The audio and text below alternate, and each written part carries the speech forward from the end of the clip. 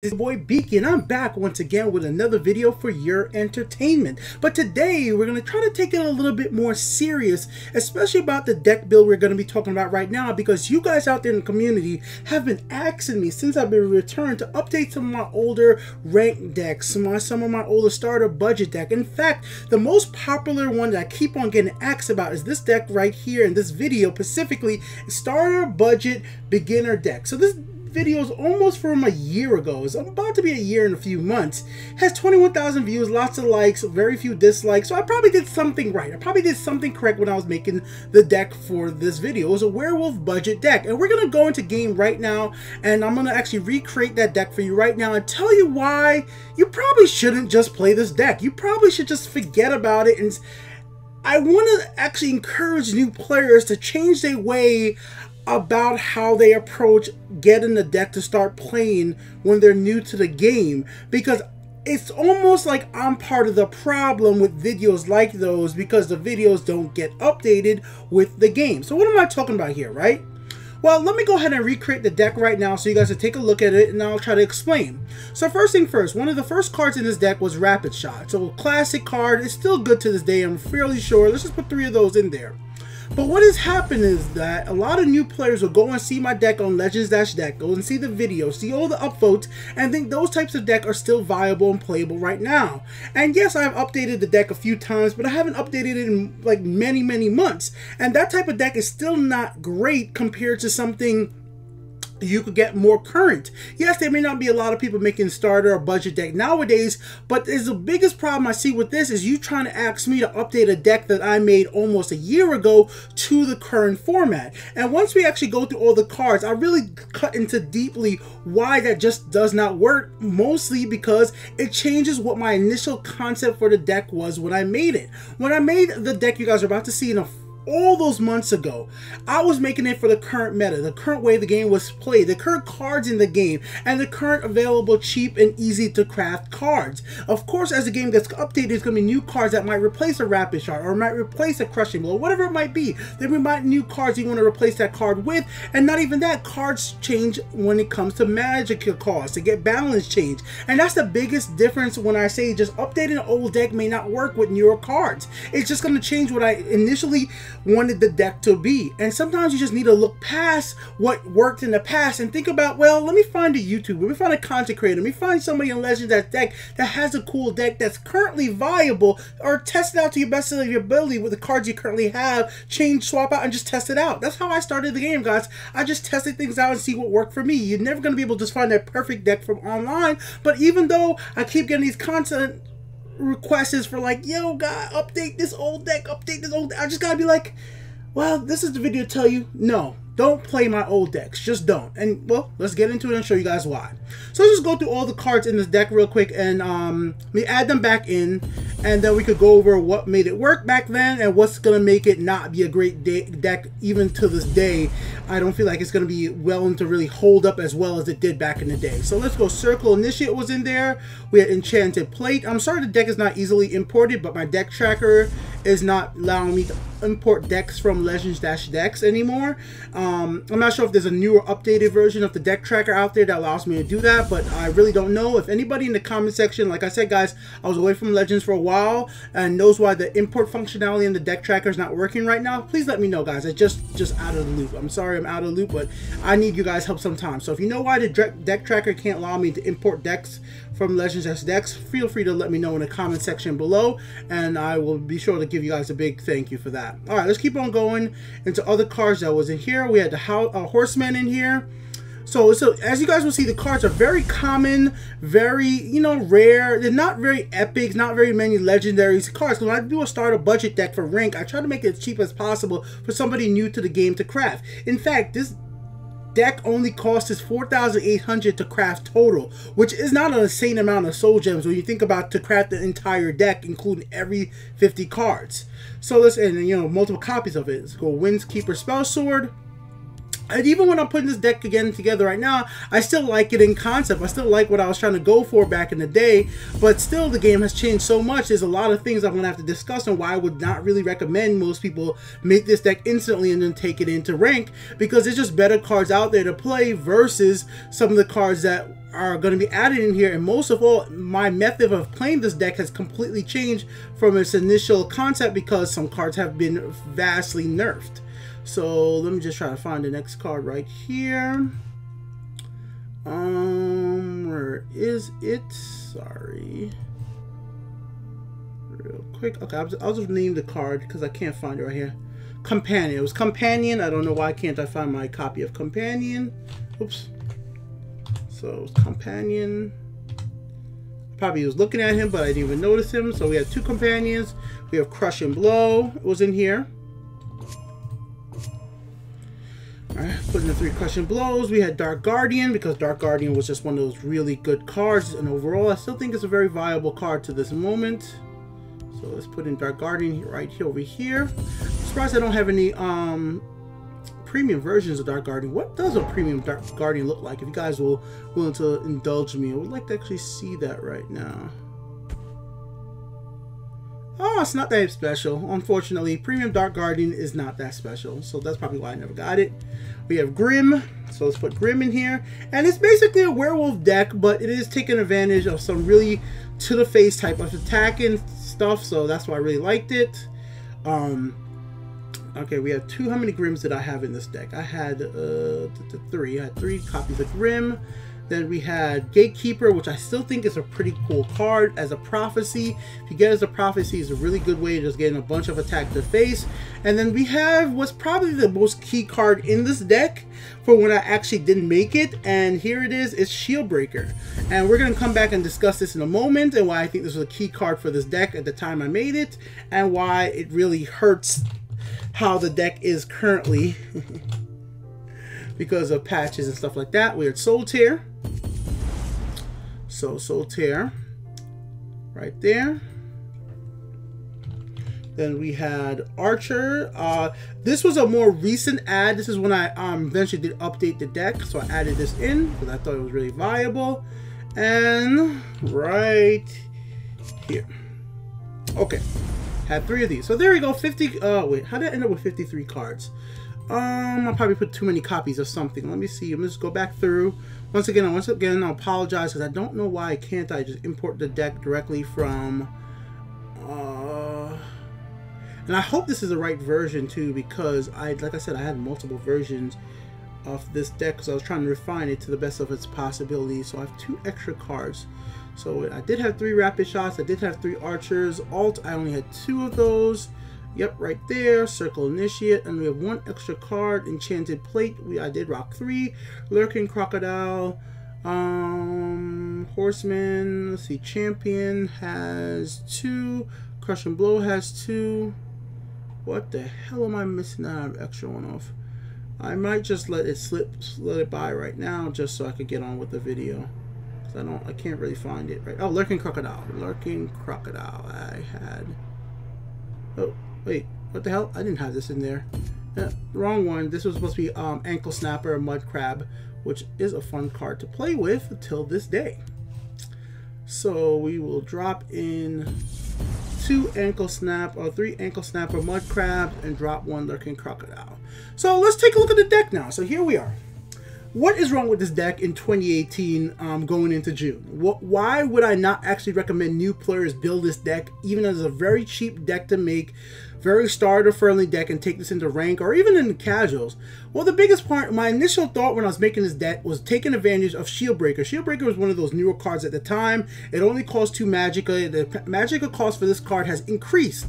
So the Shieldbreaker is way less effective in this deck. It's like unbelievable. Just that 1 more Magicka for this card makes it so much less effective, because at turn 4, this is what you were able to do when this first came out. I'll be able to play out and I say turn 4, but once you have 4 Magicka, or you have 3 Magicka, you can break the Ring of Magicka, you can play out Circle Initiate, then play for 2 Magicka, play a Shield Breaker, you give in Circle Initiate 4, and if you've already done 1 damage somehow, then you can break a rune, get in Circle Initiate, so power up, change into a werewolf, into the beast form, and then you have a really strong creature at turn 4 that your opponent might not be able to take out, or they might have to respond to with something like a lightning bolt, and then the next turn you can play out a bunch of really strong creatures. Or let's let's say if you even played it like this, guys. You play a Circle Initiate in the Shadow lane, right? On your third turn with your 3 Magicka, you play Enchanted Plate on Circle Initiate, making your opponent can't Rapid Shot it twice or use a Firebolt on it to get rid of it, whatever it might be, right? So now, or even 2 Firebolts wouldn't even work on this, or even a Lightning Bolt wouldn't be able to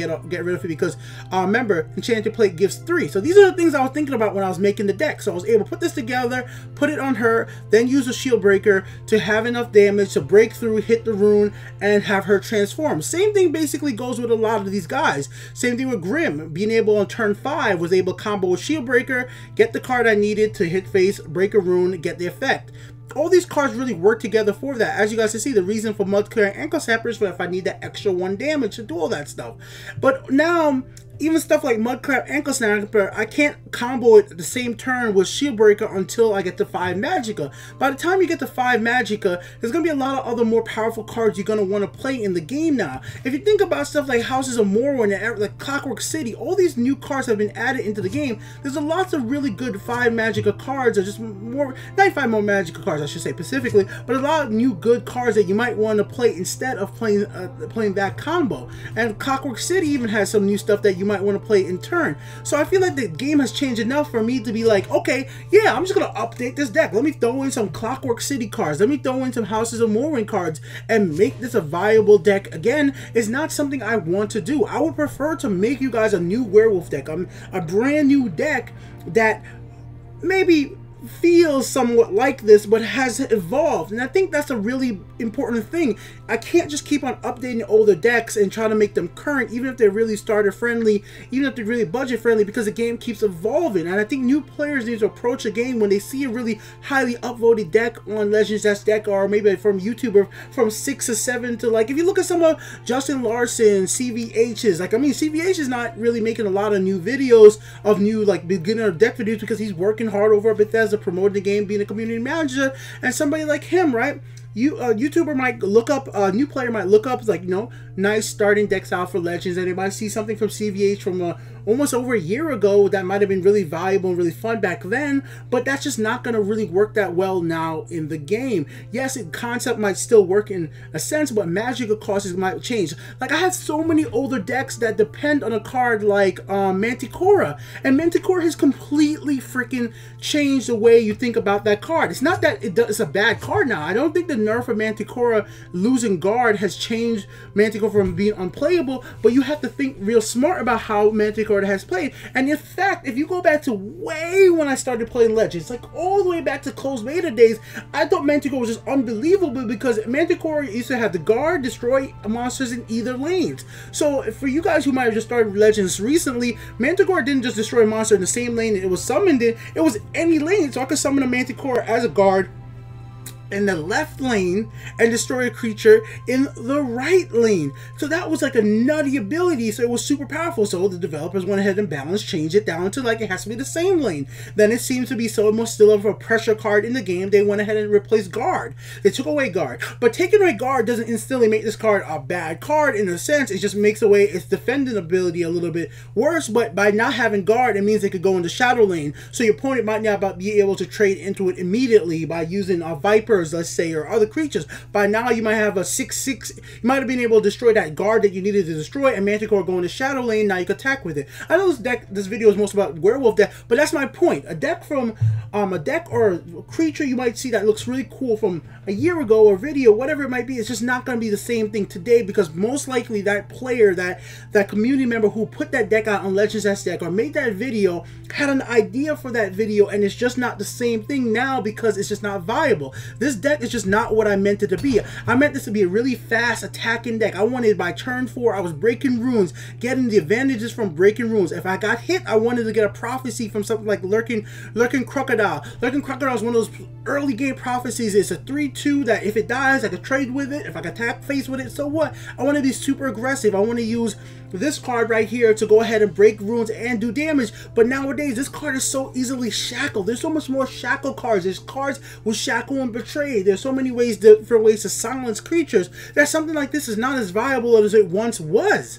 So that's the whole concept to this video. It's like, because it was upvoted, because it was a 20,000 plus view video, a bunch of likes a year ago, it definitely isn't viable today. And it's not that I don't want people to play my old deck. It's not that I don't want people to ask me to update my old decks. And I understand why. But you got to remember, last week I made a video called Deleting All My Decks. And it's because of this almost the same exact reason. I had to tell myself, like, the decks that I once played are not as great as they are now. I took almost a month away from the game. I really haven't paid attention, like, to meta hardcore. I need to rethink my strategies. I need to get in there, play some matches, see what people are playing, and see what's actually viable. And to me, to do that, I just need to play the game. I need to make decks, lose matches, and rework. I need to go online. If I get a deck on Legends that's deck, I actually don't want it to be the most upvoted deck, because then I was like, okay, if I'm winning with that deck, am I really learning anything about like what's happening with the game right now? Nah, get the deck that only has 5 upvotes, only has 8 upvotes, not the one that has 30 upvotes and says they bring them to #1 Legends, unless that's all you want. If you just want to get the Legends, that's fine.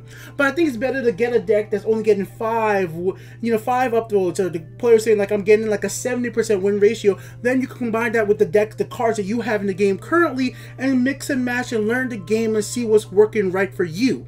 And that's what I really want to make from this video, guys. Experiment, lose a few matches, and I'm going to keep on pushing that forward with my videos. I am not going to be the YouTuber coming on here and making the best deck build ever. I'm not going to come and show you guys every single match I ever win. I will show you matches I lose, and I'm going to keep on just trying to say make the game fun for you, but don't take away the experience of growing and learning as a player by just picking the best deck you see online in the current moment and working with that. In the same way, definitely don't take the most popular, the most viewed video from a year ago and try to make that deck by crafting, because you can waste an insane amount of soul gem crafting a deck that just was not meant to be crafted now. If you are crafting shield breakers now, I would actually tell you don't do it. I don't think shield breaker is as viable as it once was. Shield breaker used to be such a dominating card, unbelievable. And it's not that Shieldbreaker is horrible now, it's that there's just so many other ways to get around guards. There's so many other ways to have ward, have just a breakthrough, to have ways of making guards not as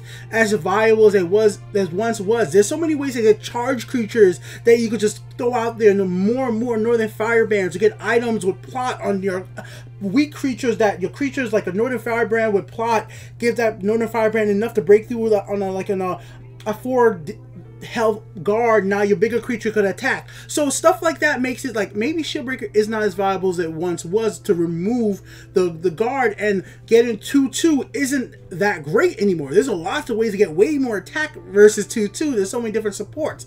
So I'm gonna leave it like this, guys. I'm not gonna be updating a lot of my old decks going forward. Everything going forward is gonna be a variation of something new or something fun I want to do. Like right now, I shouldn't be thinking about it, but I kind of want to. You guys on the stream asked me to make a 100 card singleton deck. We had a lot of fun doing it. I was facing a lot of community members. I lost once and I won twice. So shout out to Andy, and shout out, I'm sorry the other guy's name, that joined me for that stream last week Saturday. I stream every Saturday now for Legends, and on my main channel I stream a lot of different games there as well.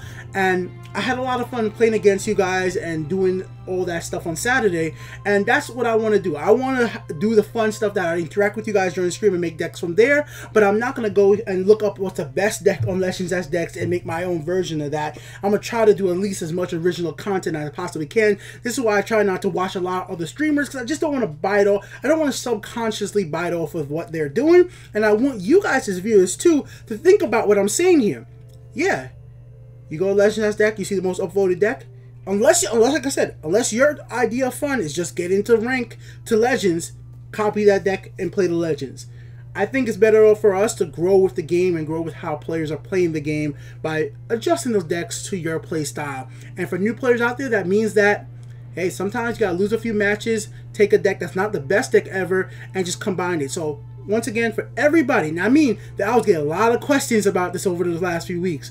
I am not updating my old werewolf deck that you guys see right here. If I do a werewolf deck, it will be something new and something exciting, and hopefully Bethesda actually adds in more werewolf type creatures, these beast form creatures, so that that's actually possible, because right now there's truthfully just not enough to really make that many variety of decks with what's out there right now. But I hope we get something from that in the future to make it more exciting. So wait for that. Hopefully we see that in the future. I have no clue. But the monthly reveal card was just teased. I'll probably make a video about that once that comes out live in a few days when we know exactly what that does. Beak here with the Untitled Game Show. it's a learning experience. Take your time, learn the game, lose a few matches. Just make sure you have fun. Just don't try to find the most win decks out there and say, yeah, I'm going to become legends. But did you learn all that much as a new player because you had enough soul gems just to craft that deck? Did you actually figure out what all the cards really how they interact? I mean, I was going to make this video over already, but if you guys see my most recent video, I made one of the newbiest mistakes I think I've made in a long time playing Legends. Like, it was unbelievable. Ladies and gentlemen, okay, here I am. So this is the video right here, the last video I made. And I know it's covering my face, but let me see if I can make it a little bit smaller. And we'll put it right over here. So as somebody who's playing this game a long time, let's go down to comments. I go 1307. So I played this game a whole lot, and I stood here for like a good 30 seconds thinking about this move until the timer ran out. And I was just thinking, like, how can I actually prevent my opponent from beating me? But I just took a month, just 1 month away from the game. And think about this, 1 month away from the game, and because I haven't been playing with the plot creatures enough, my brain did not put together the fact that plot works even after you play Spear of Embers as a thrown item and not an equipped item. And remember, this is somebody who's played this game for years. So I feel like you need to take time to make mistakes and just realize, like, oh yeah, I don't remember everything. I don't know every single combo. I did this stupid move when what I should have did was take Spear of Embers, throw Spear of Embers at the spider, Dora, whatever the hell the thing called, play into the plot onto the other creatures, trade into the dragon, and I would have been able to survive the turn because my opponent would have only had a creature with 3/3 unless they summon another dragon, and I would have been able to keep playing the game, and I would have been able to play this. Now, if you guys are wondering what the hell kind of crazy bad deck I'm playing with, well, this is called my random deck challenge. This is something else I do to make the game interesting and fun for me, and I suggest you guys try this. I use a random number generator to random wheel generator in this sense, to randomly pick what type of deck I want to play with. I spin a wheel, it's going to pick randomly what type of deck I'm going to have to play, and whatever I get is whatever I go with. And it's just a little fun concept. You guys could do it at home as well. It's just something to do for fun. And that's the type of thing. Sometimes you just got to keep it a little spontaneous to keep it fun, and you have to make mistakes, and you'll never be the best player out there because somebody out there is going to beat you. Somebody is gonna beat you, and you'll learn from that. And you're not gonna be very good player just taking the best deck you see online. I hope that was very clear and concise. I've been at work since 3 a.m. so I am freaking tired. It's 12 hours. Oh my god. Yeah, let me go get some sleep, guys. Till next time, may the hiss aid you.